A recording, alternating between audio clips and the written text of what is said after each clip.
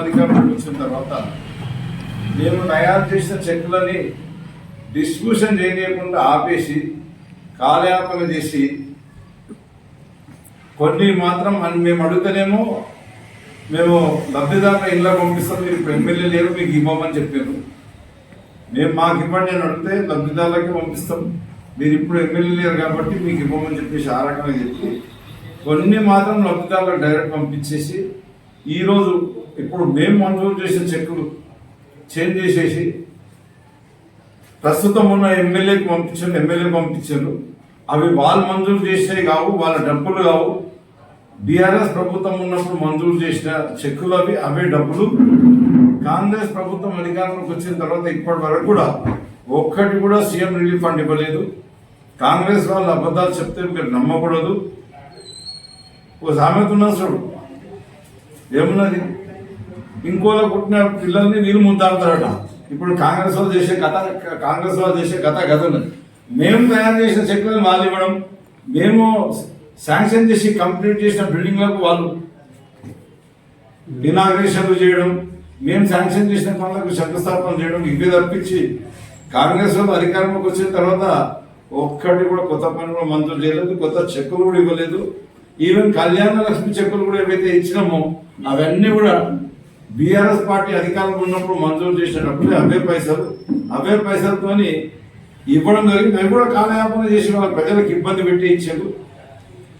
ఇప్పుడు పార్టీలన్నీ పక్కన పెట్టేసి ఇవి టీఆర్ఎస్ అని కాంగ్రెస్ అని అనకుండా వచ్చిన చెక్కులన్నీ కూడా ఎంబడే ఎమ్మెల్యే గారు వాళ్ళకు ఇచ్చేయాలని చెప్పేసి ఇవ్వాలని చెప్పేసి లబ్ధిదారులకు అందజేయాలని చెప్పేసి నా విజ్ఞప్తి.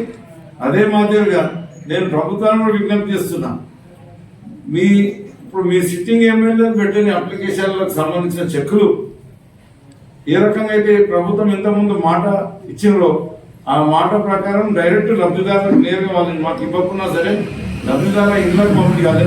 లేకపోతే ఈ నాయకులు, కాంగ్రెస్ నాయకులు లంచ్ అవతారాలు ప్రతి చెక్కెమ్మడు కూడా లంచం వసూలు చేసే కొరకు ప్రయత్నం చేస్తున్నారు.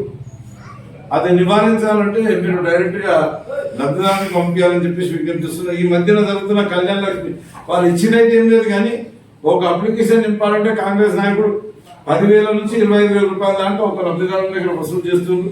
ఇప్పటివరకు ఒకటి కూడా శాంక్షన్ చేయకపోయినా ప్రజల దగ్గర వసూలు చేస్తున్నారు. కాబట్టి ఈ సీఎం రిలీఫ్ ఫండ్ చెక్కులు మేము శాంక్షన్ చేయించిన చెక్కులలో కూడా అదే మాదిరిగా ప్రజల దగ్గర దోసుకునే అవకాశం ఉన్నది.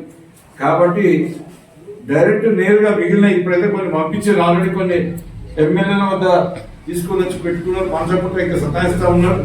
ఆ సతాయించకుండా వాళ్ళకి ఇవ్వాలి.